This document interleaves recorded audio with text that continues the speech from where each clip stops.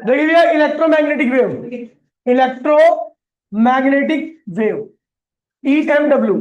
ठीक है भैया, लिखा हुआ electromagnetic waves are produce whenever an electric charge oscillate, accelerate या डी एक्सिलरेट। कह रहा भैया, जो आपकी इलेक्ट्रोमैग्नेटिक वेव होती है वो जब बनती है जब आपका एक चार्ज पार्टिकल या तो वो एक्सिलरेट कर रहा है या वो ऑसिलेट कर रहा है या वो रिटायर्ड कर रहा है। मतलब उसकी स्पीड में लगातार क्या हो रही है, वेरिएशन होती है। जब किसी चार्ज पार्टिकल की स्पीड में वेरिएशन होती है तो वहां से आपकी इलेक्ट्रोमैग्नेटिक वेव का निर्माण होता है। ध्यान रखना कि सारी इलेक्ट्रोमैग्नेटिक वेव का निर्माण कैसे होता है, जब एक चार्ज पार्टिकल एक्सिलरेट करता है या ऑसिलेट करता है या उसकी स्पीड लगातार क्या होती है, कम होती है। ठीक है भैया, तो वहां से आपकी इलेक्ट्रोमैग्नेटिक वेव का निर्माण होता है। ठीक है भैया, ठीक है। जब कोई चार्ज पार्टिकल क्या करता है, एक्सेलरेट करता है, तो उसके चारों ओर क्या बनती है भैया, इलेक्ट्रिक फील्ड बनती है। और जब चार्ज पार्टिकल भैया एक्सेलरेट, भाई प्लीज बोली मत, और जब चार्ज पार्टिकल एक्सेलरेट करेगा इलेक्ट्रिक फील्ड बनेगी। इलेक्ट्रिक फील्ड कैसी होगी, कांस्टेंट या वेरिएबल। जब चार्ज पार्टिकल एक्सेल, देखिए अगर एक चार्ज पार्टिकल रुका हुआ है, भाई प्लीज बोली नहीं कोई भी, तो वो अपने चारों ओर एक कांस्टेंट इलेक्ट्रिक फील्ड क्रिएट करेगा। ठीक है, रीजन में। लेकिन अगर इसकी स्पीड वेरिएबल है, बढ़ रही है या घट रही है, तो ये एक्सिलरेट करेगा। तो इसके चारों ओर रीजन में बनने वाली इलेक्ट्रिक फील्ड क्या होगी भैया, वेरिएबल हो जाएगी। और वेरिएबल इलेक्ट्रिक फील्ड क्या बना देती है, मैग्नेटिक फील्ड उत्पन्न करती है। ठीक है भैया, और ये जो इलेक्ट्रिक फील्ड होती है और जो उसकी वजह से मैग्नेटिक फील्ड बनती है, ये जो मैग्नेटिक फील्ड होती है और उसकी वजह से क्या बनती है, इलेक्ट्रिक फील्ड बनती है। तो देखो भैया, एक दूसरे की वजह से बन रही है, इनको तीसरे की आवश्यकता नहीं है। तो कह रहे हैं भैया, जो इलेक्ट्रिक कंपोनेंट बना और जो मैग्नेटिक कंपोनेंट बना वो एक दूसरे क्या होता है, परपेंडिकुलर होता है। क्या होता है, परपेंडिकुलर होता है। ठीक है भैया, और ये जो इसकी मोशन होती है, समझ गए, मान लीजिए एक्स पे चल रहा है, मैं इसको ये बना रहा हूं ऐसे, ये आपका एक्स एक्सिस है, ये आपका वाई एक्सिस है, और ये आपका जेड एक्सिस है, एक्स वाई और जेड। ठीक है, मैं बना रहा हूं इलेक्ट्रिक फील्ड। मान लीजिए ये इलेक्ट्रिक फील्ड है, ये किसके अलावा ऑसिलेट कर रही है, वाई के अलावा। ऑसिलेट मतलब इसके पार्ट वेरिएशन किसके अलावा हो रही है, वाई के अलावा। ठीक है, अब मैं बना रहा हूं मैग्नेटिक फील्ड, ये है मैग्नेटिक फील्ड।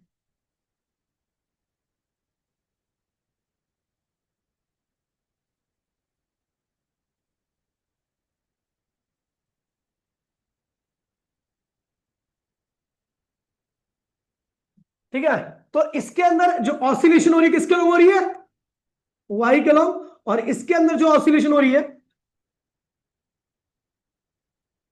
ध्यान दीजिए भैया, बोलिए मत प्लीज यार। इसके अंदर जो ऑसिलेशन हो रही है किसके अलावा हो रही है, वाई के अलावा। और इसके अंदर जो ऑसिलेशन हो रही है किसके अलावा हो रही है, जेड के अलावा।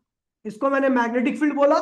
जो जेड के अलावा ऑसिलेट कर रहा है वो कौन है, मैग्नेटिक फील्ड। और जो वाई के अलावा ऑसिलेट कर रहा है वो कौन है भैया, और ये क्या है, आगे बढ़ने की डायरेक्शन है। इसे कहते हैं डायरेक्शन ऑफ प्रोपोगेशन। क्या कहते हैं इसे, डायरेक्शन ऑफ प्रोपोगेशन। प्रोपोगेशन मतलब जिस डायरेक्शन में आपकी वेव चल रही है। तो वेव किस डायरेक्शन में चल रही है, एक्स के अलावा।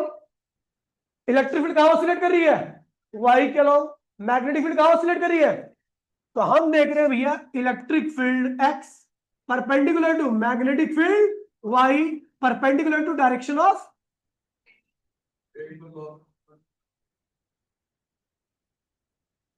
बता रहा हूं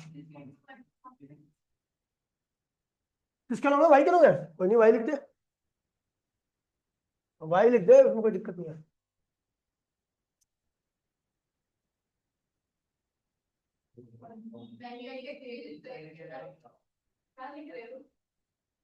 कोई नहीं है, अब जरूरी नहीं होता ना, फिक्स नहीं होता। जो डायग्राम मार्क है उसके अकॉर्डिंग लिखो। लेकिन ठीक है, ये हो गया। ठीक है भैया, तो क्या रहे भैया, सुन लीजिए। अभी देखिए, मैंने बोला अगर आपकी इलेक्ट्रिक फील्ड एक्स के अलावा ऑसिलेट करेगी, वैसे डायग्राम में मैंने वाई के अलावा ऑसिलेशन उतार रखा है, समझ गए। मैग्नेटिक फील्ड जेड के अलावा ऑसिलेशन समझते ना, जेड एक्सिस के पॉजिटिव जेड की तरफ जाए फिर नेगेटिव जेड की तरफ जाए, इसे कहते हैं भैया जेड के लॉन्ग ऑसिलेशन, ठीक है। और वाई के लॉन्ग ऑसिलेशन का मतलब पॉजिटिव वाई बचा है, फिर उसकी वैल्यू नेगेटिव वाई बचा है, मतलब उसके अंदर वैल्यू, इलेक्ट्रिक फील्ड के अंदर जो वेरिएशन आ रही है वो वाई के वैल्यू में आ रही है, वाई की वैल्यू चेंज हो रही है इलेक्ट्रिक फील्ड के लिए, और मैग्नेटिक फील्ड के अंदर जो वेरिएशन आ रही है उसके लिए जेड की वैल्यू में वेरिएशन आ रही है, ठीक है, जेड की वैल्यू के अलाउंग चल रहा है, ठीक है। तो कह रहा है इलेक्ट्रिक फील्ड अगर एक्स वाई के अलाउंग ऑसिलेट कर रही है, मैग्नेटिक फील्ड जेड के अलाउंग ऑसिलेट कर रही है, तो भैया जो डायरेक्शन ऑफ प्रोपोगेशन की, मतलब जिस डायरेक्शन में जो वेव बनेगी चलेगी वो किसके अलाउंग रहेगी, एक्स के अलाउंग। तो वही लिखा हुआ है इलेक्ट्रिक फील्ड, मैग्नेटिक फील्ड और डायरेक्शन ऑफ प्रोपोगेशन, ये तीनों ही एक दूसरे क्या होते हैं, परपेंडिकुलर होते हैं। ये प्रॉपर्टी है कि इलेक्ट्रोमैग्नेटिक वेव में electric field component, magnetic field component और डायरेक्शन ऑफ प्रोपोगेशन, ये तीनों एक दूसरे क्या होते हैं, परपेंडिकुलर होते हैं, ठीक है भैया। अब यहां पर एक चीज बहुत इंपॉर्टेंट बताई गई है कि आपको पता है, भाई प्लीज अभी मेरी बात सुन लो, मेरी बात सुन लो, बात मत। मैंने कहा कि जब इलेक्ट्रिक फील्ड के अंदर वेरिएशन आएगी, जब इलेक्ट्रिक फील्ड के अंदर वेरिएशन आएगी तो उस इलेक्ट्रिक फील्ड की वेरिएशन की वजह से क्या बनेगी, मैग्नेटिक फील्ड, ठीक है। यानी इलेक्ट्रिक फील्ड की वेरिएशन, यानी जो इलेक्ट्रिक फील्ड वेरी कर रही है उसकी वजह से क्या बन रही है, मैग्नेटिक फील्ड। अब जो मैग्नेटिक फील्ड वेरी करेगी उसकी वजह से क्या बनेगी, इलेक्ट्रिक फील्ड। तो इसका मतलब इलेक्ट्रिक फील्ड की वजह से मैग्नेटिक फील्ड आ रही है और मैग्नेटिक फील्ड की वजह से, तो इसमें तीसरे की आवश्यकता ही नहीं पड़ रही। तो वही लिखा हुआ है इसमें तीसरा, ये अगला वाला पॉइंट कह रहा है भैया इस तरह सेल्फ सस्टेनिंग ईएमडब्ल्यू वेव बनती है जो वैक्यूम में भी ट्रेवल कर सकती है। मतलब भैया यहां पर आपको पता है इलेक्ट्रिक फील्ड वैक्यूम में चल सकती है, मैग्नेटिक फील्ड भी वैक्यूम में चल सकती है। तो जब टाइम वेरिंग इलेक्ट्रिक फील्ड है उसकी वजह से क्या बन रही है, मैग्नेटिक फील्ड, और टाइम वेरिंग मैग्नेटिक फील्ड है उसकी वजह से क्या बन रही है, इलेक्ट्रिक फील्ड। तो आपको इलेक्ट्रोमैग्नेटिक वेव में किसी और चीज का, सॉरी वैक्यूम में इलेक्ट्रोमैग्नेटिक वेव को प्रोपोगेशन करने के लिए किसी और चीज की आवश्यकता नहीं पड़ती। ये दोनों एक दूसरे को क्या करती है, क्रिएट करती रहती है। इलेक्ट्रिक फील्ड ने मैग्नेटिक बनाया, मैग्नेटिक फील्ड ने इलेक्ट्रिक बनाया। देखो ऐसा होता है, दोबारा मैं रिपीट कर रहा हूं, अभी खैर इसके प्रूफ बताऊंगा। जब यहां पे इलेक्ट्रिक फील्ड ऐसे बढ़ रही होगी, तो जब इलेक्ट्रिक फील्ड ऐसे बढ़ रही होगी तो इस डायरेक्शन में मैग्नेटिक फील्ड ऐसे बढ़ रही होगी, इसकी वजह से ये आ रही है और इसकी वजह से ये आती है, ठीक है। अब जब ये क्या होगा, नीचे बढ़ेगी तो ये कहां होगी, पीछे की तरफ जाएगी, ठीक है। जब ये फिर ऊपर जाएगी तो फिर ये इधर आएगी, समझ गए, समझ गए। तो इधर अगर एक्सिल इलेक्ट्रिक फील्ड ऊपर जा रही है, इसकी वैल्यू बदल रही है, मतलब एक्सेलरेट कर रही है, वेरिएबल नेचर की है, तो उसकी वजह से नीचे क्या बनेगी, मैग्नेटिक फील्ड। इलेक्ट्रिक फील्ड कहां जा रही है, वाई के लॉन्ग, तो मैग्नेटिक फील्ड कहां बन रही है, मैग्नेटिक फील्ड कहां, इलेक्ट्रिक फील्ड, आप देखो इलेक्ट्रिक फील्ड कहां जाएगी, माइनस वाई के लॉन्ग, तो इलेक्ट्रिक फील्ड कहां जाएगी। तो इस तरीके से लगातार एक दूसरे के कॉस क्रिएट करती रहती है दूसरे को, और जो स्पेस होता है वहां पर भी लगातार क्या होती है, आगे बढ़ती रहती है, ठीक है। चलो अब देखिए यहां पे लिखा हुआ है इसलिए इलेक्ट्रोमैग्नेटिक वेव के लिए मीडियम की आवश्यकता नहीं पड़ती, केवल चार्ज पार्टिकल एक्सेलरेट करेगा। एक्सेलरेटिंग चार्ज पार्टिकल क्या क्रिएट करेगा, टाइम वेरिंग इलेक्ट्रिक फील्ड, और टाइम वेरिंग इलेक्ट्रिक फील्ड क्या क्रिएट करेगी, magnetic field, time varying magnetic field, और टाइम वेरिंग मैग्नेटिक फील्ड क्या क्रिएट करेगी, इलेक्ट्रिक फील्ड। फिट मतलब जो टाइम के साथ वेरी कर रहा ना वही दूसरे को बना सकता है। कोई चीज भी कांस्टेंट हुई तो वहां पर इलेक्ट्रोमैग्नेटिक वेव का बनना क्या होगा, बंद हो जाएगा, ठीक है भैया। तो इलेक्ट्रोमैग्नेटिक वेव क्या होती है, क्या होती है, ऐसी वेव जिसमें इलेक्ट्रिक फील्ड और मैग्नेटिक फील्ड दोनों ही कंपोनेंट होते हैं। इलेक्ट्रिक फील्ड कंपोनेंट और मैग्नेटिक फील्ड कंपोनेंट दोनों एक दूसरे के परपेंडिकुलर होते हैं, और इनकी डायरेक्शन ऑफ प्रोपगेशन भी क्या होती है, इनके परपेंडिकुलर होती है। टाइम वेरिंग इलेक्ट्रिक फील्ड क्या बनाती है, मैग्नेटिक फील्ड, और टाइम वेरिंग मैग्नेटिक फील्ड क्या बनाती है, इलेक्ट्रिक फील्ड। लगातार एक दूसरे को बनाती रहती है, इसलिए वैक्यूम में इनको चलने के लिए मीडियम की आवश्यकता नहीं पड़ती। समझ गए भैया। अब देखिए, अब आते भैया, ध्यान दीजिए भैया, ampere circuital law, ampere circuital law क्या कहता है, एम्पियर सर्किटल लॉ कहता है भैया ये करंट कैरिंग वायर है, ठीक है। ये कौन सा करंट होता है, कंडक्शन करंट होता है। क्या होता है, तो इस करंट कैरिंग वायर को चारों ओर क्या बनेगी भैया, एम्पीरियल लूप। क्या बनेगी, एम्पीरियल लूप का एक छोटा सा एलिमेंट ले लिया जिसकी लंबाई क्या है, dl है, और मैग्नेटिक फील्ड क्या भी है, बी है। तो अगर आप बी इंटू में डीएल करते हो और पूरी हर पॉइंट का बी डीएल, हर पॉइंट का बी डीएल जोड़ देते हो, हर पॉइंट का बी डीएल ऐसे करके, तो किसके बराबर आता है, म्यू नॉट आईसी। आईसी मतलब कौन सा करंट है भैया, कंडक्शन करंट। क्या है ये, कंडक्शन करंट। ये एम्पियर सर्किटल लॉ था। ठीक है भैया। अब देखिए,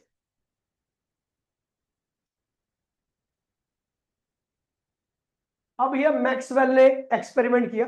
ठीक है, मैक्सवेल एक्सपेरिमेंट।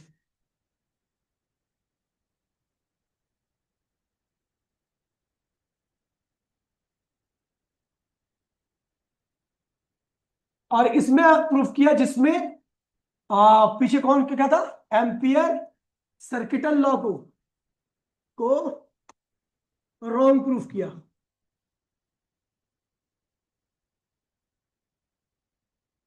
ये भैया भाई देख लो। ठीक है, मैक्सवेल एक्सपेरिमेंट। और इस एक्सपेरिमेंट में क्या किया गया, कौन है भाई देख ले, आ जा भैया, आ जा।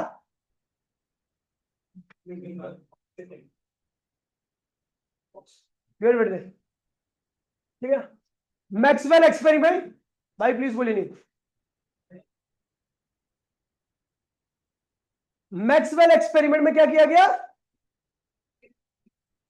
एम्पियर सर्किटल लॉ को गलत प्रूफ किया। क्या कहता है एम्पियर सर्किटल लॉ, क्या कहता है, इंटीग्रेशन ऑफ बीडीएल। बीडीएल क्या है भैया, लाइन इंटीग्रल ऑफ, इसे क्या पढ़ते हैं भैया, line integral of magnetic field. इसे क्या पढ़ते हैं, बी इंटू में डीएल को पढ़ते हैं भैया, इसे पढ़ते हैं लाइन, बीच में क्या है भैया, गुणा है, इंटीग्रल ऑफ, तो इसे कहते हैं line integral of magnetic field. लेकिन इंटीग्रेशन लगा दो क्या हो जाएगा, total line integral of magnetic field. क्या है ये, इसको पूरे को कहते हैं भैया, अरे भाई बोलिए मत, पता नहीं क्या है, total line integral of magnetic field. देखिए इंटीग्रेशन ऑफ बीडीएल का मतलब होता है, देखिए बीडीएल केवल क्या है, line integral of magnetic field. और इंटीग्रेशन ऑफ क्या होता है, पूरे हर पॉइंट के, हर पॉइंट को बीडीएल निकाल कर ऐड कर दो, तो क्या कहेंगे इसको, इंटीग्रेशन जैसे लगाया आपने, क्या कहेंगे इसको, total line integral of magnetic field. किसके बराबर होता है, म्यू नॉट आईसी। क्या है, कंडक्शन करंट। कंडक्शन करंट वो करंट होता है जो वायर से फ्लो करता है, जो वायर से, जिसको फ्लो करने के लिए, जो वायर से फ्लो करेगा। ठीक है, जो वायर से फ्लो करेगा। ठीक है, तो भैया, अरे वो कहां गया, अच्छा कहां गई वो फाइल, ये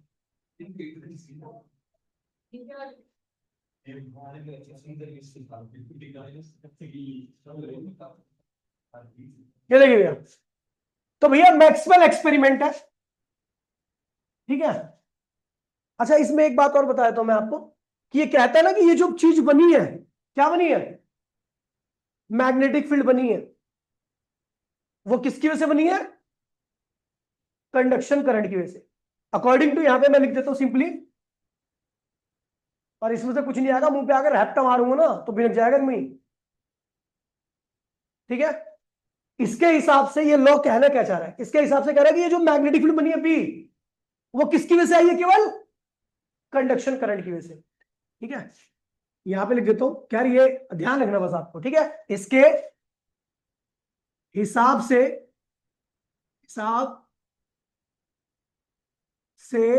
मैग्नेटिक फील्ड की वजह कंडक्शन करंट है। क्या है, क्या है भैया, मैग्नेटिक फील्ड की वजह, कौन सा कंडक्शन करंट क्या होता है, वायर से फ्लो करता है, जो उसे कंडक्शन करंट कहते हैं, और वही क्या क्रिएट कर सकता है, मैग्नेटिक फील्ड। एम्पियर कह के मर गया। ठीक है, उसके बाद अब देखिए ध्यान दीजिए, मैं ये क्यों बता रहा हूं, क्योंकि आगे जो आएगा ना इलेक्ट्रोमैग्नेटिक वेव, उसमें आपको इनकी नीड पड़ेगी। देखिए भैया, मैक्सवेल एक्सपेरिमेंट, जिसमें एम्पियर सर्किटल लॉ को रॉन्ग प्रूफ किया। देखिए इन्होंने क्या किया, ये भी आउट ऑफ सिलेबस है, लेकिन इसके लिए जो आपका डिस्प्लेसमेंट करंट आएगा ना एक्सप्रेशन, वो सिलेबस के अंदर है। और इससे जो इलेक्ट्रोमैग्नेटिक वेव आप बनाओगे तो वो आपका कंसेप्ट क्लियर कर देगी ये क्यों बन रही है एक्चुअल में। Time varying electric field magnetic field क्यों बना रही है, और time varying magnetic field electric field क्यों बना रही है, ये आपको पता चल जाएगा। ये हमारा क्या भी है, कैपेसिटर। क्या है ये, कैपेसिटर। इसको जोड़ दिया बैटरी से। जैसे मैंने बैटरी से जोड़ा तो आपको पता भी है करंट फ्लो करेगा। कौन सा करंट है ये, कंडक्शन करंट है, क्योंकि ये कहां से फ्लो कर रहा है, वायर से। ध्यान रखना भैया। और जैसे ही करंट का फ्लो स्टार्ट हुआ, वैसे ही इसके ऊपर धीरे धीरे चार्ज, पॉजिटिव चार्ज बढ़ना क्या हुआ, चालू हो गया। और इस साइड पे धीरे धीरे चार्ज, नेगेटिव चार्ज क्या हुआ, बढ़ना चालू हो गया। अच्छा, जब चार्ज बढ़ रहा था तो बीच में क्या सेटअप हो रही थी, क्या सेटअप हो रही थी, इलेक्ट्रिक फील्ड। क्या सेटअप हो रही थी, इलेक्ट्रिक फील्ड। अब देखिए क्या हुआ, कह रहा है कि ध्यान रखना भैया, आउट ऑफ सिलेबस है, केवल मैं आपको समझाने के लिए कर रहा हूं ताकि आपको आगे की बातें ज्यादा समझ में आ जाए। क्योंकि मैं सीधा इलेक्ट्रोमैग्नेटिक वेव में आता, इक्वेशन लिखवाता, एक दो क्वेश्चन सॉल्व कराता, प्रॉपर्टी करा के खत्म हो जाता, लेकिन आपको इसका कंसेप्ट नहीं पता लगता कि इलेक्ट्रोमैग्नेटिक वेव आ क्यों रही है। ध्यान दीजिए भाई, हरकतें तुम करती हो, लड़कियों होकर भी हरकतें करती हो काम का ही, ठीक है। देखिए भैया, ड्यूरिंग चार्जिंग, ड्यूरिंग चार्जिंग, भैया चार्जिंग कब होती है, कब होती है चार्जिंग, तो बता दे यार मेरे को। ये बैटरी इस कैपेसिटर को चार्ज कब करेगी, जब ये कैपेसिटर क्या रहेगा, अनचार्ज रहेगा। क्या रहेगा, अब कब तक चार्ज करेगी, जब तक कि इस बैटरी का पोटेंशियल और इस कैपेसिटर के अंदर का पोटेंशियल क्या हो जाए भैया, सेम ना हो जाए, है ना। चलो, तो इसका मतलब जब मैं ड्यूरिंग चार्जिंग लिख दूंगा ना, तो अभी कैपेसिटर चार्ज हो रहा है। क्या हो रहा है, तो वही मैं बोल रहा हूं, ड्यूरिंग चार्जिंग, चार्जिंग के दौरान। आपको पता है भैया, आपको पता है एक लूप लिखिए यहां पर, आपको पता है भाई, प्लीज ध्यान दीजिए। इधर मैंने कंपास रखा, कंपास रख के चेक किया, तो यहां पर क्या थी, मैग्नेटिक फील्ड आ रही थी। क्या आ रही थी, मैग्नेटिक फील्ड। और ये क्या है, एलिमेंट है। ये एम्पीरियल लूप कहते हैं इसको। क्या कहते हैं इसे, ये एम्पीरियल लूप की लंबाई कितनी थी, डीएल, मैग्नेटिक फील्ड कितनी थी, पी। ये भैया, तो जब हमने यहां पर इसको निकाला, ये लूप नंबर फर्स्ट है, ध्यान रखना। तो लूप नंबर फर्स्ट के लिए,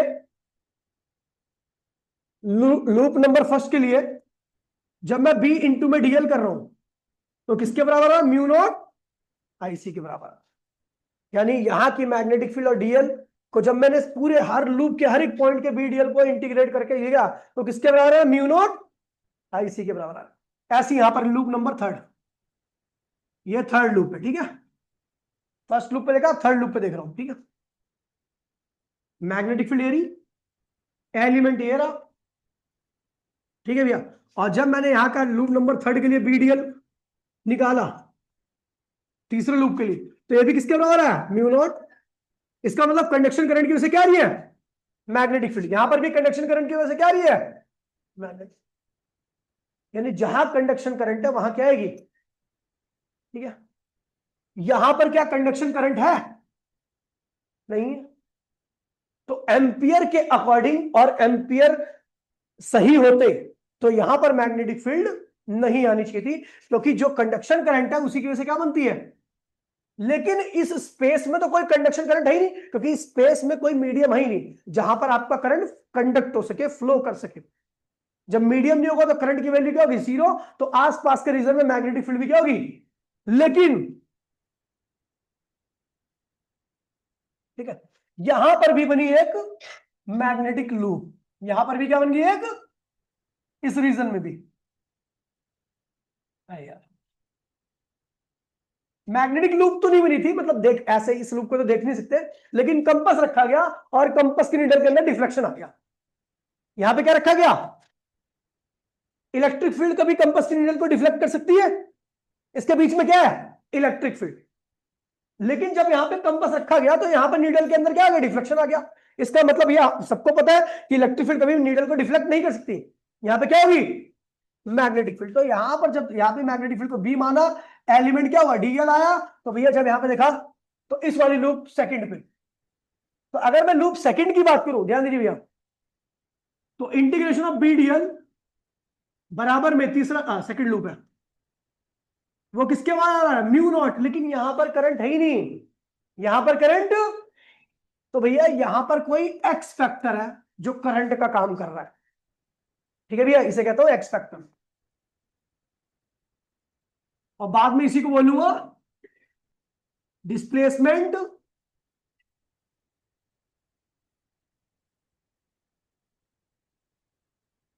एक्स फैक्टर को मैंने क्या बोला, डिस्प्लेसमेंट करंट। यार मतलब कुछ इतने जाहिल हो तुम लोग यार, तुम्हें कुछ भी बोल दो यार, तुम नहीं समझोगे।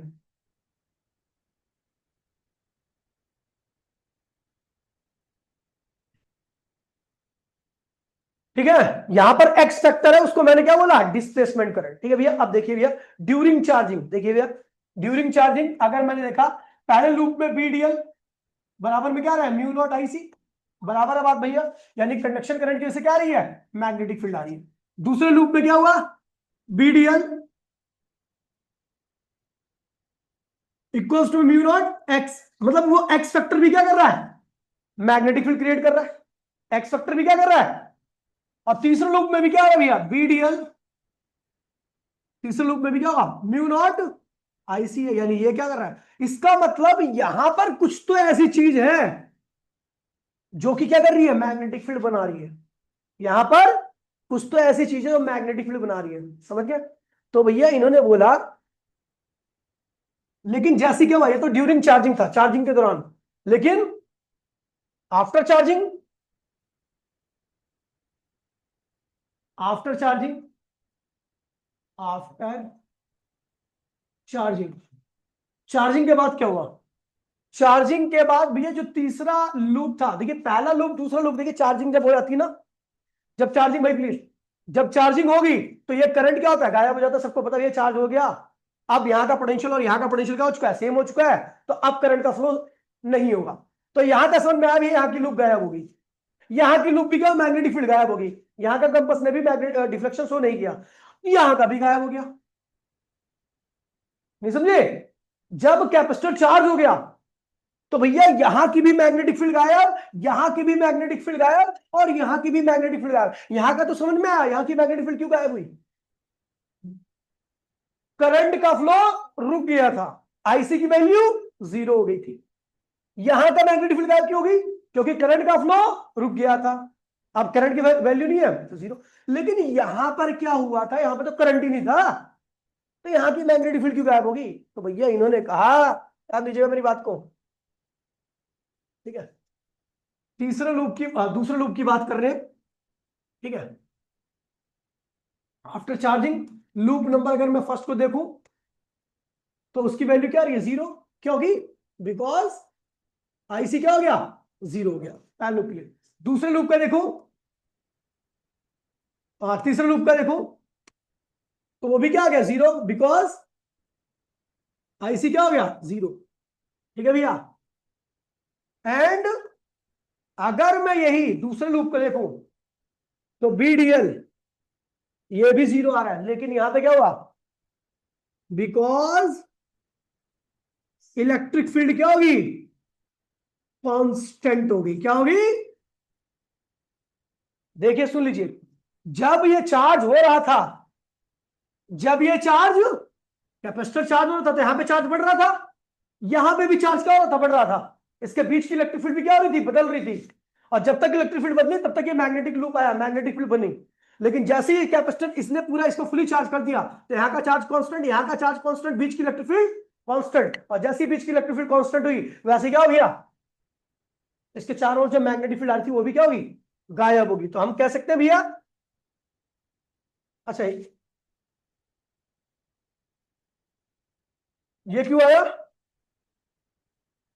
ये आया due to IC, IC greater than zero. यहां पर भी क्या होगा, आईसी ग्रेटर देन जीरो, लेकिन ये क्या हुआ, यहां पर ये क्या था, इलेक्ट्रिक फील्ड क्या थी, वेरिएबल थी। यहां पे क्या थी, ये एक्स जो करंट आ रहा है वो किसकी वजह से आ रहा है, इलेक्ट्रिक फील्ड वेरिएबल होने की वजह से, electric field variable, variable electric field की वजह से ये आ रहा है, और वेरिएबल इलेक्ट्रिक फील्ड जब हो रही है ये आ रहा है, तो इसकी वजह से क्या आ रहा है, मैग्नेटिक फील्ड आ रही है। तो इसका मतलब ये है भैया, अब देखो क्या होता है। तो हम कह सकते हैं भैया कि पहले लूप में चार्जिंग के बाद, after charging, magnetic field zero क्यों होगी, क्योंकि करंट जीरो हो गया। कौन सा करंट, कंडक्शन। दूसरे लूप, तीसरे लूप में भी क्या हुआ, बीडीएल की वैल्यू जीरो होगी, क्योंकि क्या हो गया, करंट जीरो हो गया। अब तीसरे लूप में भी क्या हुआ भैया, ये जीरो हो गया, लेकिन वहां पर क्या कांस्टेंट होगी, यानी जब तक इलेक्ट्रिक फील्ड वेरी करेगी तभी तक क्या है भैया, मैग्नेटिक फील्ड। और जैसे इलेक्ट्रिक फील्ड क्या होगी, कांस्टेंट होगी, वैसे ही मैग्नेटिक फील्ड की वैल्यू क्या होगी भैया, जीरो होगी। अब ध्यान दीजिए भैया, अब यहां पे कर रहा हूं।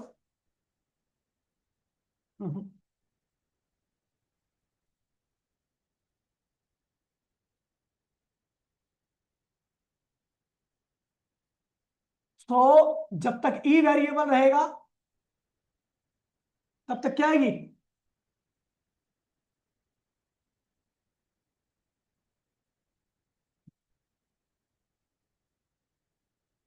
तब तक क्या आएगी, मैग्नेटिक फील्ड आएगी। और जैसे ही ई क्या हो गया, कांस्टेंट, वैसी क्या होगी भैया, मैग्नेटिक फील्ड क्या होगी, जीरो। तो ई वेरिएबल कब थी, कब थी भैया, जब कैपेसिटर चार्ज हो रहा था, चार्ज हो रहा था। और ये देखिए, ई कांस्टेंट कब होगी, जब कैपेसिटर कैपेसिटर चार्ज हो गया, चार्ज हो गया।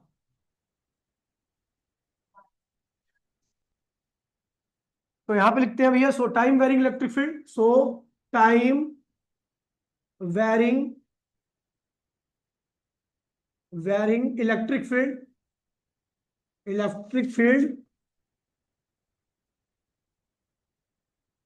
फील्ड क्रिएट मैग्नेटिक फील्ड, ठीक है भैया। और इस टाइम वेरिंग, इसका मतलब टाइम वेरिंग इलेक्ट्रिक फील्ड क्या काम कर रही है भैया, मैग्नेटिक फील्ड क्रिएट कर रही है। आपको पता है मैग्नेटिक फील्ड कौन क्रिएट करता है, करंट। तो इस टाइम वेरिंग इलेक्ट्रिक फील्ड को हमने एक नया नाम दे दिया, इसको क्या बोला, डिस्प्लेसमेंट डिस्प्लेसमेंट करंट। इसको क्या नाम दिया, डिस्प्लेसमेंट करंट, ठीक है भैया। एक्सप्रेशन एक्सप्रेशन ऑफ डिस्प्लेसमेंट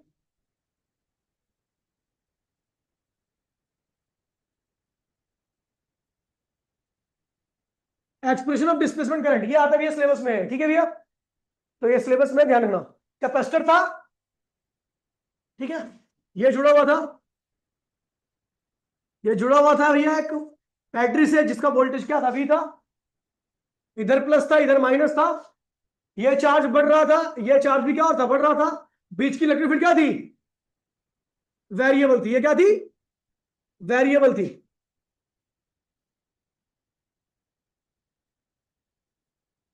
ठीक है। अब हम क्या करेंगे भैया, एक मैं लूप बना रहा हूं,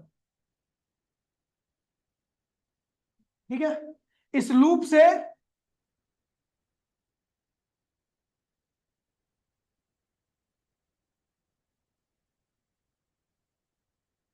ये इलेक्ट्रिक फील्ड लाइन इस लूप से पास कर रही है। अच्छा, इस लूप का एरिया क्या है,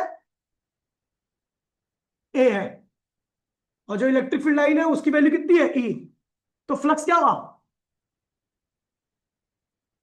flux eight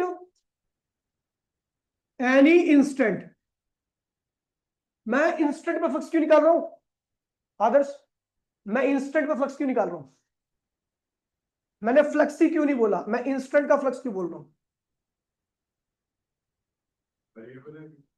electric field variable है, इलेक्ट्रिक फील्ड वेरिएबल है, इसका मतलब फ्लक्स भी लगातार क्या हो रहा है, चेंज हो रहा है। तो इसलिए मैं इंस्टेंट का फ्लक्स निकालूंगा। तो मैंने कहा किसी इंस्टेंट ऑफ फ्लक्स की वैल्यू क्या होगी, क्या होता है इलेक्ट्रिक फ्लक्स, ई ए कॉस थीटा। यहां पर आपको बता दूं, इस डायग्राम में नॉर्मल और इलेक्ट्रिक फील्ड दोनों एक दूसरे क्या होंगे, पैरेलल होंगे। तो फ्लक्स क्या होगा किसी इंस्टेंट पर, ई ए। और आपको बता दूं ये क्या है, वेरिएबल है, क्या है, ये जब चार्ज हो रहा था, यही लिखा हुआ है एक्सप्रेशन ऑफ डिस्प्लेसमेंट करंट। और ये कब होगा? जब चार्ज होगा, जब ई वेरिएबल होगा, इसका मतलब चार्ज ही हो रही है ना। इलेक्ट्रिक फील्ड कैपेसिटर के बीच की वेरिएबल है, इसका मतलब क्या? कैपेसिटर चार्ज हो रहा है। ठीक है, मतलब इधर क्या होगा? कंडक्शन करंट, इधर भी क्या होगा? कंडक्शन करंट, और बीच में क्या होगा? Displacement current. डिस्प्लेसमेंट करंट का मतलब time varying electric field, time varying. अब देखिए भैया, किसी इंस्टेंट पर मान लीजिए ये फ्लक्स हुआ। अच्छा, फ्लक्स की वैल्यू क्या होती है? We know. फ्लक्स क्या होता है? क्यू अपॉन में एप्सिलॉन नॉट भी होता है, हम जानते हैं।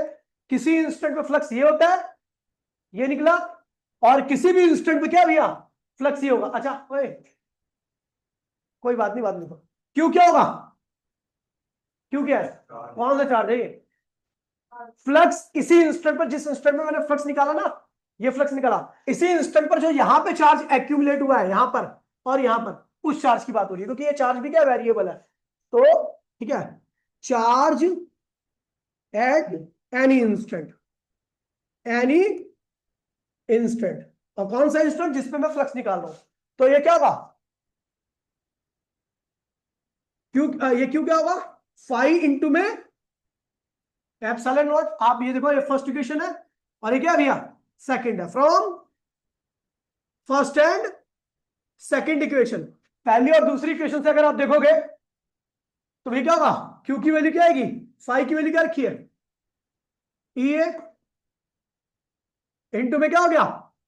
देखिए, फाइव की जो ये वैल्यू आ रखी है ना, उसकी वैल्यू मैंने यहां पुट कर दी, तो ये क्या हो गया? Epsilon not. अच्छा, करंट क्या होता है वीनो? करंट क्या होता है? हम डिस्प्लेसमेंट करंट निकाल रहे हैं, तो करंट होता है डी क्यू अपॉन में डी टी। तो आई डी इक्वल्स में क्या होगा? ई ए एप्सिलॉन नॉट। अच्छा, अब मैं जिससे पूछूंगा ये बताएगा। ये तीन वेरिएबल, यहां पे तीन चीजें हैं, इसमें वेरिएबल कौन है? सम्यक्ष इलेक्ट्रिक फील्ड वेरिएबल है। ठीक है, क्योंकि चार्ज हो रहा है, तो केवल इसी को अंदर रखो, बाकी सबको क्या करो? बाहर लिख दो। A epsilon not DE upon में डी टी। ये क्या है? Time varying electric field. ये है आपकी एक्सप्रेशन किसकी? डिस्प्लेसमेंट करंट की। 3 मार्क्स की आती है, 3 मार्क्स। हाँ, आ सकती है। अगर ये आएगी तो इस चैप्टर में से कुछ नहीं आएगा, क्योंकि खुद ही 3 नंबर का है पूरा। ठीक है भैया, तो यहां से प्रूफ हो गया कि टाइम वेरिंग इलेक्ट्रिक फील्ड क्या क्रिएट करती है? Displacement current. और इस डिस्प्लेसमेंट करंट की वजह से क्या आता है? Magnetic field. करंट से मैग्नेटिक फील्ड आती है, किसने बताया था? मैग्नेटिक फील्ड आती है, किसने बताया था सबसे पहले? ऑरस्टेड ने। ऑरस्टेड एक्सपेरिमेंट मैंने सबसे पहले चैप्टर नंबर 4 में कराया था, तो उसमें बताया था कि भैया ऑरस्टेड एक्सपेरिमेंट कर रहे थे, उसमें उनको ये पता लगा भैया कि जो टाइम वेरिंग इलेक्ट्रिक फील्ड है, इसी की वजह से क्या बन रही है? सॉरी, जो करंट होता है, इसी की वजह से क्या आता है भैया? तो इससे प्रूफ हो गया। सो आईडी इक्वल्स में क्या हुआ? A epsilon not DE upon में dt। यानी ये बना रहा है, और इसकी वजह से क्या आएगी? Magnetic field. क्या आएगी? ठीक है, तो अगर मैं, देखिए सुन लीजिए, correct, so correct form of ampere circuital law क्या होगी भैया? एम्पियर सर्किटल लॉ की करेक्ट फॉर्म क्या होगी? इंटीग्रेशन ऑफ बीडीएल बराबर में क्या होगा? Mu not IC plus ID. मतलब कहने का मतलब है कि ये लूप है, वो इसकी वजह से भी आ सकता है, यानी जो मैग्नेटिक फील्ड है वो इसकी वजह से भी आ सकती है, और जो मैग्नेटिक फील्ड है वो इसकी वजह से भी आ सकती है। ठीक है भैया, पहले ये एम्पियर ने बोला केवल डिस्प्लेसमेंट करंट की वजह से आती है magnetic field, sorry conduction current की वजह से। लेकिन मैक्सवेल ने यह प्रूफ कर दिया कि भैया जो मैग्नेटिक फील्ड आती है ना, वो केवल कंडक्शन करंट की वजह से नहीं आती, टाइम वेरिंग इलेक्ट्रिक फील्ड यानी डिस्प्लेसमेंट करंट की वजह से भी आती है। So time varying magnetic field is the creator of magnetic field. यहां से प्रूफ हो गया। ठीक है भैया, इसको मैं क्या बोलता हूं भैया? डिस्प्लेसमेंट करंट को टाइम वेरिंग इलेक्ट्रिक फील्ड, जिसको हमने क्या बोला भैया? डिस्प्लेसमेंट करंट, उसकी वजह से भी आता है, इसकी वजह से भी आता है, वायर में फ्लो करने वाले करंट की वजह से भी और जहां पर इलेक्ट्रिक फील्ड बदलती है वहां पर भी मैग्नेटिक फील्ड आती है। समझ गए? सो यहां से प्रूफ हो गया कि magnetic field is directly proportional to DE upon में dt। यानी टाइम वैरिंग इलेक्ट्रिक फील्ड क्या बना रही है? मैग्नेटिक फील्ड बना रही है। ये करेक्ट फॉर्म है किसकी? एम्पियर सर्किटल लॉ की। ठीक है, समझ गया? चलो भैया,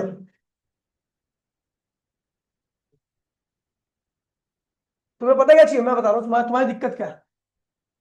क्या कंक्लूजन निकला कि जो भैया मैग्नेटिक फील्ड है वो कंडक्शन करंट की वजह से नहीं, केवल उसकी वजह से नहीं, एक और चीज है जिसकी वजह से आती है, डिस्प्लेसमेंट करंट, जिसको हम क्या कहते हैं? Time varying electric field. तो यहां पे यही लिखा हुआ है कि भैया magnetic field is directly equal to, ठीक है। अब आती है मैक्सवेल इक्वेशन। ये भी आउट ऑफ सिलेबस है लेकिन आपको पता होना चाहिए क्योंकि इसमें दो चीजें आपको एक्स्ट्रा पता लगनी है। मैक्सवेल इक्वेशन, पहली इक्वेशन है, सबको पता है, E इक्वल्स टू में नहीं, फाई इक्वल्स टू में Q अपॉन में एप्सिलॉन नॉट। क्या था? अच्छा, फाई क्या होता है? फाई क्या होता है? ई ए। क्या होता है? ई ए। तो आपका ये क्या होगा? ई ए बराबर में Q अपॉन में एप्सिलॉन नॉट। ठीक है, तो E इज इक्वल्स टू में Q अपॉन में एप्सिलॉन नॉट इंटू में ए। पूरी टर्म क्या है? कांस्टेंट है। ये पूरी टर्म क्या है? तो electric field directly equal to क्या होगा? Q। ये रेस्ट का चार्ज है, क्या है? रेस्ट चार्ज है। इससे क्या बन रही है? इलेक्ट्रिक फील्ड बन रही है। पहली इक्वेशन ये बताती है कि जो रेस्ट का चार्ज होगा क्या क्रिएट करेगा? खत्म हो गया। आगे दूसरी इक्वेशन पे आते हैं।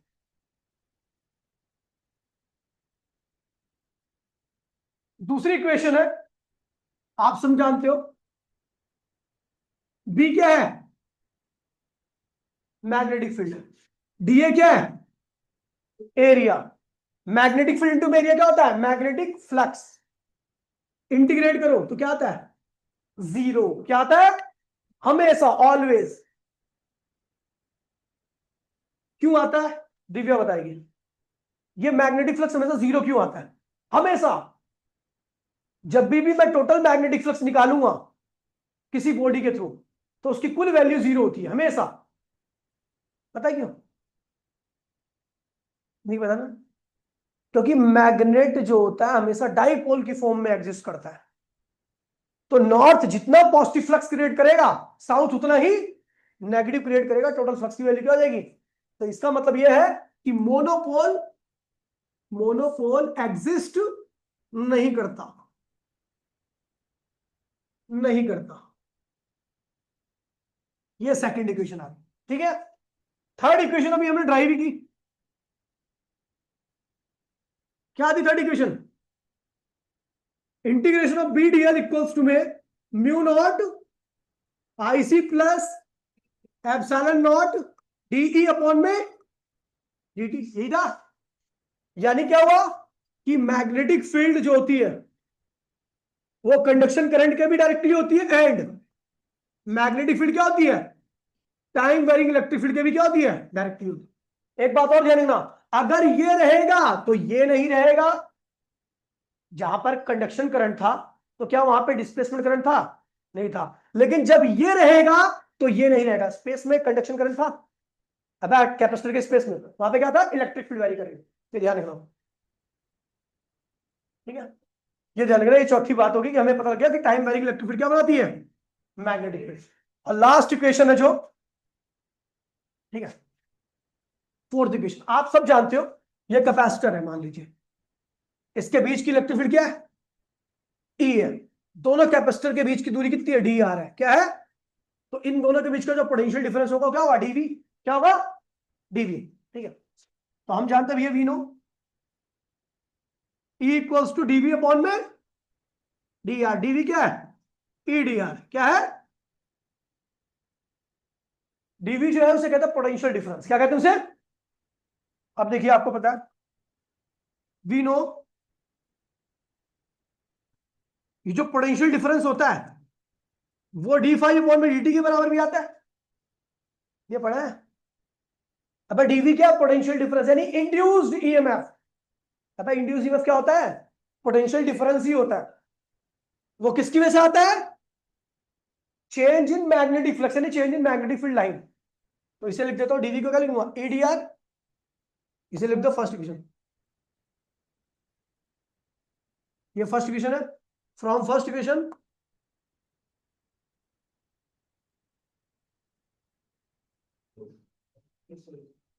ये क्या होगा भैया, डीवी की वैल्यू क्या होगी, ईडीआर इक्वल्स टू में ये क्या होता है, डीवी क्या होता है, बी ए अपॉन में डी टी।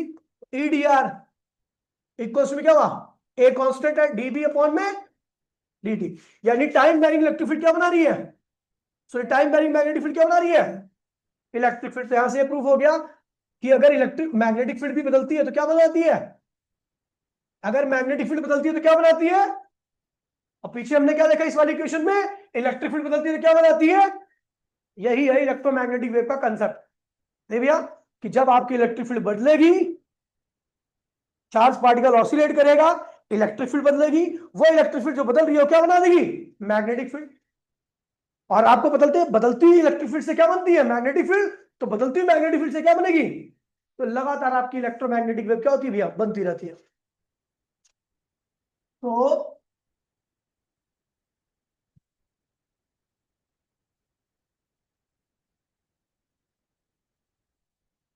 यहां पे क्या भैया आपका, ये y एक्सिस है, ये z एक्सिस है, और ये क्या भैया, x एक्सिस। ठीक है, ये है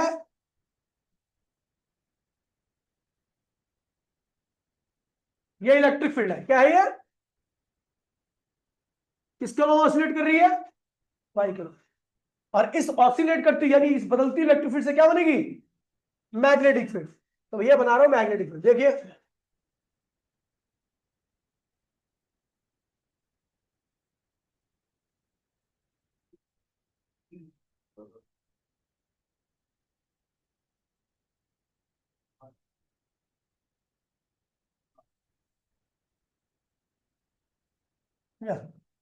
ये z एक्सिस पे होगी, z पे। तो ये क्या रही भैया, वेरिएबल है, और ये भी क्या है, इसकी वजह से क्या रही है, इसकी वजह से ये बन रही है, और इसकी वजह से ये बन रही है। तो इसलिए स्पेस में इनको चलने के लिए मीडियम की आवश्यकता नहीं पड़ती, बन गई इलेक्ट्रिक फील्ड। अब देखिए इक्वेशन, हमें पता है, ये देखिए भाई प्लीज, ये कैसी इक्वेशन है, इसे कहते हैं plane progressive wave, plane progressive wave. और प्लेन प्रोग्रेसिव वेव की इक्वेशन क्या होती है, ध्यान दीजिएगा भैया, भाई प्लीज बोलिए मत यार, ठीक है। ई वाई भी प्लेन प्रोग्रेसिव है, तो इसकी वैल्यू होगी आपकी ई नॉट साइन के एक्स माइनस ओमेगा टी।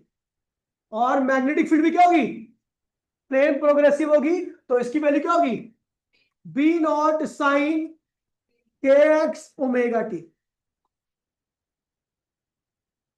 अच्छा, यहां पर अगर माइनस लगा हुआ है, ये जो माइनस है ये बता रहा है वेव पॉजिटिव एक्स एक्सिस पर चल रही है। अगर यहां पर क्या होता, सुन लीजिए भैया, समझ गया, कहां रखी आ गई, ठीक है। ये प्लेन प्रोग्रेसिव। अच्छा आपको बता दूं, यहां पे कुछ रिलेशन है जिससे आप कर लोगे, भाई प्लीज बोलिए मत प्लीज, ठीक है। मैंने आपको एक टॉपिक पढ़ाया था वेलोसिटी सिलेक्टर, ठीक है। जब आपको बता दूं, if magnetic force magnetic force बराबर में इलेक्ट्रिक फोर्स हो जाता है, मैग्नेटिक फोर्स क्या होता है, बी क्यू वी, और इलेक्ट्रिक फोर्स क्या होता है, क्यू ई। क्या होता है, क्यू से क्यू क्या हुआ, कैंसिल हो गया, तो वी की वैल्यू क्या होती है, ई अपॉन में बी। जब इलेक्ट्रिक फील्ड और मैग्नेटिक सॉरी इलेक्ट्रिक फोर्स और मैग्नेटिक, सुन लीजिएगा, इलेक्ट्रोमैग्नेटिक वेव में इलेक्ट्रिक फील्ड जितना फोर्स क्रिएट कर सकती है उतना ही क्या होगी, मैग्नेटिक फील्ड क्रिएट करेगी। यानी अगर कोई, सुन लीजिए, हम इलेक्ट्रोमैग्नेटिक वेव को न्यूट्रल वेव कहते हैं। पता है क्यों? क्योंकि इलेक्ट्रोमैग्नेटिक वेव न्यूट्रल वेव इसलिए कहलाती है क्योंकि अगर आप उसके अंदर चार्ज पार्टिकल छोड़ दोगे ना तो उसके ऊपर कोई फोर्स नहीं लगेगा, उसके ऊपर कोई फोर्स। इसका मतलब वहां पर इलेक्ट्रिक फील्ड भी है और मैग्नेटिक फील्ड भी है, फिर भी उसके ऊपर कोई फोर्स नहीं लग रहा। इसका मतलब दोनों फोर्स की वैल्यू क्या है? सेम है और अपोजिट है। इसलिए उन दोनों फोर्स ने एक दूसरे को क्या किया? कैंसिल कर दिया। चार्ज पार्टिकल पर नेट फोर्स की वैल्यू क्या होगी? 0। तो ये ध्यान रखना, केवल ये कब होता है?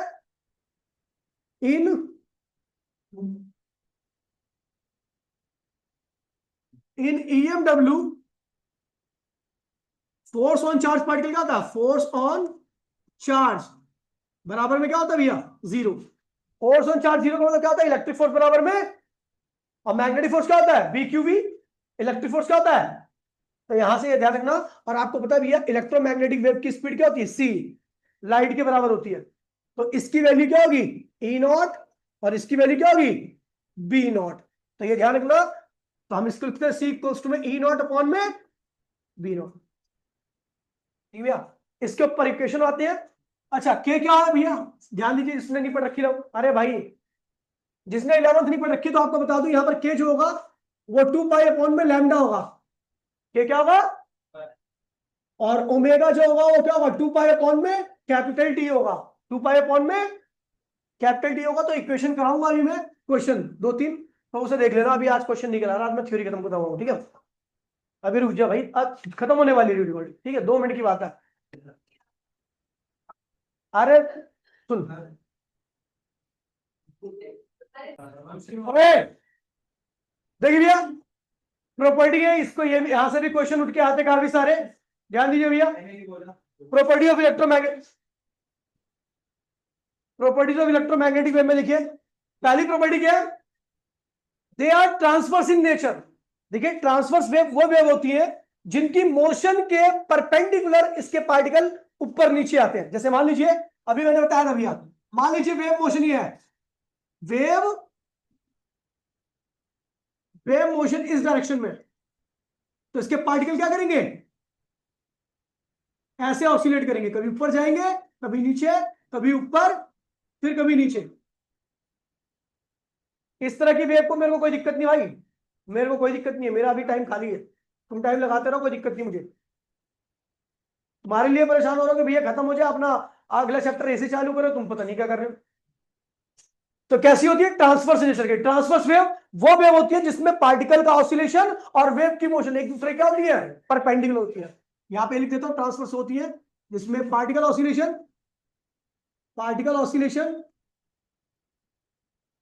Perpendicular to wave motion. ठीक है, अगला भैया इलेक्ट्रिक फील्ड, मैग्नेटिक फील्ड और वेव प्रोपगेशन एक दूसरे क्या होती है भैया? म्यूचुअली परपेंडिकुलर होती है, सब एक दूसरे के परपेंडिकुलर होगी। ठीक है भैया, दूसरा स्पीड, लाइट की स्पीड से चलती है सारी इलेक्ट्रोमैग्नेटिक वेव। जो भी इलेक्ट्रोमैग्नेटिक होगी सबकी स्पीड वैक्यूम में क्या होगी? 3 × 10⁸ मीटर पर सेकेंड। इनको किसी मीडियम की आवश्यकता नहीं चाहिए, ये हर मीडियम में चल सकती है। अच्छा, अगर आपको स्पेस में वैक्यूम में लाइट की स्पीड देनी है तो 1 में म्यू नॉट अपॉन में epsilon not, mu naught upon में ये परमिटिविटी, क्योंकि आपको पता है इलेक्ट्रिक फील्ड और मैग्नेटिक फील्ड दोनों होती है, तो इसमें इलेक्ट्रिक फोर्स और मैग्नेटिक फोर्स का कांस्टेंट आएगा। तो इलेक्ट्रिक वैक्यूम के लिए इलेक्ट्रिक फोर्स कांस्टेंट क्या होता है? Epsilon not. और वैक्यूम के लिए मैग्नेटिक फोर्स कंपोनेंट क्या होता है? Mu naught. तो अगर आपको स्पेस में देनी लाइट की स्पीड तो आप इसको यूज करोगे, इसकी वैल्यू होती है क्या होती है? 4 पाई × 10⁻⁻⁷ और इसकी होती है 8.85 × 10⁻⁻11। अच्छा, मीडियम में अगर देनी हो आपको लाइट की स्पीड तो क्या करोगे? ये चीजें मीडियम की रख दोगे, तो क्या होगा? 1 में म्यू एम एप्सिलॉन एम। ठीक है भैया, हो गया। No medium required. Electromagnetic wave को एक सुन लीजिए भैया, जिस वेव को मीडियम चाहिए होता है उसको मैकेनिकल वेव कहते हैं। क्या कहते हैं इसे? ये मैकेनिकल वेव नहीं होती, ये मैकेनिकल वेव, तो इसको चलने के लिए किसी प्रकार के मीडियम की आवश्यकता नहीं होती, मीडियम पे डिपेंड नहीं करती, वैक्यूम में भी ट्रेवल कर सकती है। एग्जांपल सनलाइट, एक्सरे, कॉस्मिक रे, ये सब आती है, ये सब की सब क्या है? इलेक्ट्रोमैग्नेटिक वेव्स है। ठीक है भैया, इलेक्ट्रोमैग्नेट, भाई प्लीज ध्यान दीजिए, electromagnetic wave, electromagnetic wave momentum carry करती है। क्या करती है? बता दो आपको भैया, इलेक्ट्रोमैग्नेटिक वेव का मोमेंटम होता है P = में H अपॉन में लैम्डा। ठीक है, P इक्वल्स टू में H अपॉन में, वेयर H क्या है, प्लैंक कांस्टेंट, लैम्डा क्या है, वेवलेंथ क्या है। अच्छा, इनके पास एनर्जी फ्लक्स होता है, मतलब किसी पर्टिकुलर इस एरिया, मान लीजिए एरिया है, ठीक है, इस एरिया पे एनर्जी आके गिरेंगी, क्या गिरेगी, एनर्जी। तो एक क्वांटिटी बनाती है, उसको एनर्जी फ्लक्स कहते हैं। एनर्जी फ्लक्स वैल्यू होती है एनर्जी इनटू में एरिया, एनर्जी इनटू में एरिया, एनर्जी फ्लक्स क्रिएट करती है। ठीक है, ठीक है। इलेक्ट्रिक फील्ड और मैग्नेटिक फील्ड एक ही फेज में ऑसिलेट, देखिए बहुत इंपॉर्टेंट बात है, नहीं समझे। देखिए, इलेक्ट्रिक फील्ड और मैग्नेटिक फील्ड एक ही फेज में ऑसिलेट करती है। इसका मतलब यह हुआ कि मान लीजिए इलेक्ट्रिक फील्ड का पार्टिकल ऊपर पहुंचा है, तो मैग्नेटिक फील्ड का पार्टिकल भी क्या होगा, पीक पे होगा। इलेक्ट्रिक फील्ड पार्टिकल जीरो पर है, इलेक्ट्रिक फील्ड की जीरो है वैल्यू, तो मैग्नेटिक फील्ड भी क्या होगी, जीरो। मैग्नेटिक फील्ड मैक्सिमम, तो इलेक्ट्रिक फील्ड भी मैक्सिमम। तो इसका मतलब यह हुआ कि इफ ई मैक्सिमम तो B maximum, and if E zero तो बी जीरो। समझ गया, दोनों के अंदर एक ही तरह से वेरिएशन आएगी, इसका मतलब दोनों का सेम फेज है। और ये देखो, सुन लो भाई, ये जो इक्वेशन लिखी है इसको कहते हैं फेज, इसे क्या कहते हैं। तो यहां पे भी आपको दिख रहा है क्या कि दोनों का फेज क्या है, सेम है, यानी इनके बीच में फेज डिफरेंस की वैल्यू क्या होती है, जीरो, क्योंकि फेज सेम है। यानी दोनों फील्ड एक साथ मैक्सिमम और मिनिमम होती है, जैसे बताया मैंने अभी भी। ठीक है, फिर कह रहा है इलेक्ट्रिक फील्ड और मैग्नेटिक फील्ड का रेशियो अगर लोगे तो किसके बराबर आएगा, लाइट के। ठीक है, इसका मतलब इलेक्ट्रिक फील्ड मैग्नेटिक फील्ड की स्ट्रेंथ डायरेक्टली रिलेटेड होती है। ठीक है भैया, एक दूसरे से रिलेटेड होती है। किस तरीके से, कि लाइट की स्पीड बराबर में ई अपॉन में बी। देखिए पोलराइजेशन, देखिए पोलराइजेशन मतलब आप इलेक्ट्रिक फील्ड को अलग कर सकते हो और मैग्नेटिक फील्ड को भी अलग कर सकते हो। किसमें से, इलेक्ट्रोमैग्नेटिक वेव में से, बाय यूजिंग पोलराइजर। पोलराइजर भाई प्लीज, ग्लास आते हैं, रे बैन के ग्लास आते हैं, उसमें लिखा हुआ पोलराइड ग्लास, वो काफी महंगे आते हैं। उसमें क्या होता है कि भैया हमारी आंखों को जो विजुअलाइज होती है वो इलेक्ट्रिक फील्ड कंपोनेंट होता है। हम जो देख पाते हैं, हम जो एक दूसरे को महसूस कर पाते हैं, चीजों को देख पाते हैं, वो due to electric field. Magnetic field का कोई रोल नहीं होता। ठीक है, तो हमें इलेक्ट्रिक फील्ड ही चाहिए, हमें चीजों को ज्यादा क्लियरिटी चाहिए, तो हमें मैग्नेटिक फील्ड को हटाना पड़ेगा। तो इसलिए पोलराइड ग्लास आते हैं जो ज्यादा अच्छी से विजिबिलिटी लेने के लिए मैग्नेटिक फील्ड को पूरी तरीके से हटा देते हैं। तो इसका मतलब इलेक्ट्रोमैग्नेटिक वेव क्या कर सकती है, पोलराइज हो सकती है। मतलब इलेक्ट्रिक फील्ड को, इलेक्ट्रिक फील्ड कंपोनेंट को, कंपोनेंट को मैग्नेटिक फील्ड से अलग कर सकते हैं। ठीक है भैया, ये हो गया। ठीक है, अगर मुझे लाइट की स्पीड देनी है तो उसकी वेवलेंथ और फ्रीक्वेंसी पता होगी, तो लाइट की स्पीड यहां से आ जाएगी। ठीक है, कह रहे वेवलेंथ जितनी ज्यादा होगी फ्रीक्वेंसी उतनी कम होगी, और फ्रीक्वेंसी जितनी ज्यादा होगी वेवलेंथ उतनी। अल्ट्रावायलेट रे की बात करूं, उसकी फ्रीक्वेंसी काफी ज्यादा होती है, लेकिन वेवलेंथ क्या होती है, बहुत कम होती है। रेड लाइट की बात करूं तो वो भी इलेक्ट्रोमैग्नेटिक वेव है, लेकिन उसकी वेवलेंथ बहुत ज्यादा होती है, फ्रीक्वेंसी क्या होती है, बहुत कम होती है। पेनिट्रेटिंग पावर, सुन लीजिए भैया, पेनिट्रेटिंग पावर का मतलब होता है भैया किसी से इंटरेक्ट ना करना, सीधा सीधा निकल जाना। तो आपको पता है ये न्यूट्रल नेचर की होती है, तो ये किसी से इंटरेक्ट नहीं कर सकती, क्योंकि इनके पास दोनों फोर्स बैलेंस ही लगते हैं। तो इनकी पेनिट्रेटिंग पावर क्या होती है, बहुत ज्यादा होती है। तो देखिए भैया, फ्रीक्वेंसी बढ़ाने से पेनिट्रेटिंग, फ्रीक्वेंसी मतलब एनर्जी, अगर किसी लाइट की एनर्जी बढ़ा दी जाए, इलेक्ट्रोमैग्नेटिक वेव की एनर्जी बढ़ा दी जाए, तो बहुत दूर तक सीधा सीधा क्या होगी, ऐसी निकल जाएगी, यानी उसकी पेनिट्रेटिंग पावर क्या होगी, बहुत बढ़ जाती है। रेडियो वेव की बात करूं, रेडियो वेव वो वेव होती है जिससे आजकल हमारा कम्युनिकेशन होता है, ब्रॉडकास्टिंग होती है, फोन से बात होती है, संदेश भेजे जाते हैं, मैसेजिंग होती है, सब किसमें होते हैं, रेडियो वेव के अंदर। ठीक है भैया, तो ये काफी ज्यादा फ्रीक्वेंसी होती है, काफी ज्यादा एनर्जी होती है, पेनिट्रेटिंग पावर भी क्या होती है, बहुत ज्यादा होती है, आसानी से किसी से इंटरेक्ट नहीं करती, अपने टारगेट पे सीधा पहुंच जाती है। दूसरा गामा रे, गामा सबसे खतरनाक, सबसे ज्यादा एनर्जेटिक रेज होती है, ये बहुत रेयर फिनोमिना में निकलती है, जैसे black hole merger, neutron star merger और एक्सप्लोजन, इसमें निकलती है, रेडियो एक्टिविटी में निकलती है। ठीक है भैया, तो काफी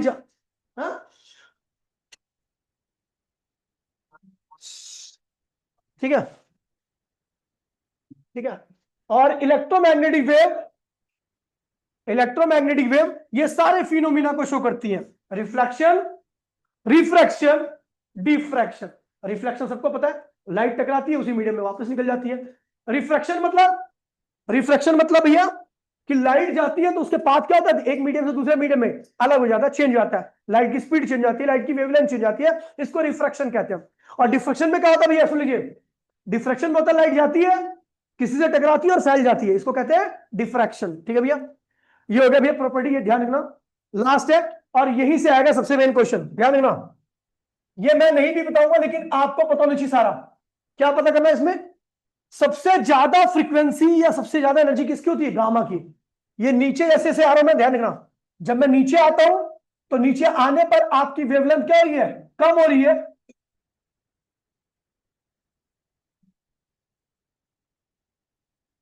नीचे आने पे आपकी वेवलेंथ लगातार क्या हो रही है, कम हो रही है, लेकिन फ्रीक्वेंसी लगातार क्या हो रही है, बढ़ रही है।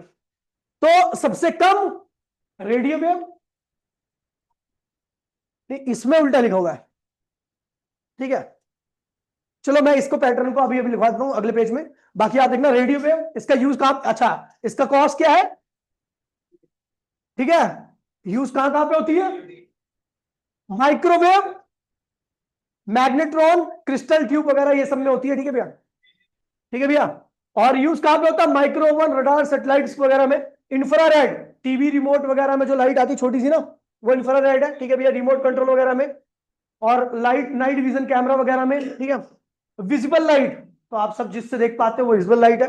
ठीक है, फोटोग्राफी वगैरह। ठीक है, अल्ट्रा वायलेट रे, तो अल्ट्रा वायलेट रे भैया इसको निकलने का कॉस्ट क्या है भैया, डिस्चार्जिंग। देखिए जहां पर बेल्डिंग वाला काम नहीं तो बेल्डिंग, तो वहां से जो रेज निकलती है वो अल्ट्रा वायलेट रे होती है। ठीक है भैया, देखिए इसका यूज क्या होता है भैया, चीजों को प्योरीफाई करना।